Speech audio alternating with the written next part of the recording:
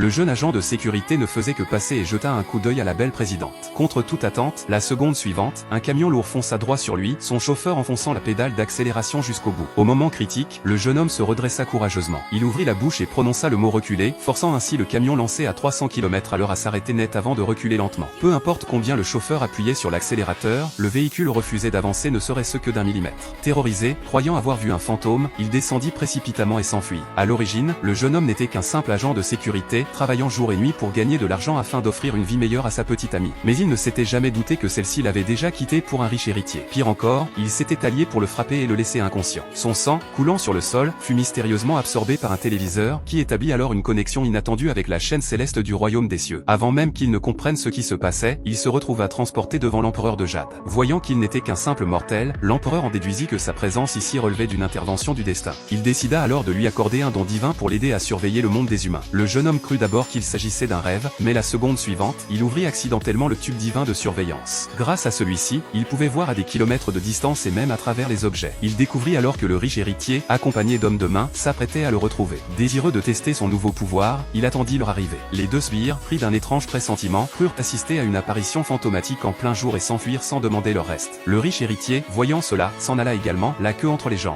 À présent doté d'une puissance divine, le jeune homme était bien décidé à faire payer au centuple toutes les souffrances qu'il avait endurées. Sur le chemin pour régler ses comptes avec son ex-femme, il aperçut une femme sur le point de se faire renverser par un camion. Il se téléporta aussitôt devant elle et utilisa son pouvoir pour repousser le véhicule. Voyant qu'il possédait une force hors du commun, la femme comprit immédiatement qu'il ne s'agissait pas d'un homme ordinaire et lui proposa de devenir agent de sécurité dans son entreprise. Par la suite, elle lui demanda de l'accompagner à l'hôpital pour rendre visite à sa nièce. Le médecin expliqua que l'enfant avait accidentellement avalé une aiguille en acier qui s'était infiltrée dans ses vaisseaux sanguins et circulait désormais le long de son artère principale. Il ajouta qu'en cas de rupture de l'artère, même un immortel ne pourrait la sauver. Ils avaient alors conseillé à la famille de se préparer au pire, n'ayant aucun moyen d'intervenir. Face à cette situation désespérée, le jeune homme déclara qu'il pouvait la sauver. Il ouvrit immédiatement son tube divin pour examiner la blessure et confirma la présence de l'aiguille dans le corps de l'enfant. Pour l'instant, son état restait stable, mais il fallait l'extraire au plus vite. Pourtant, les personnes présentes refusèrent qu'un simple agent de sécurité s'en charge. Seule la mère de la fillette, gagnée par le désespoir, prit la décision de lui faire confiance. Elle lui annonça qu'elle lui confiait la vie de sa fille et le supplia de la sauver à tout prix.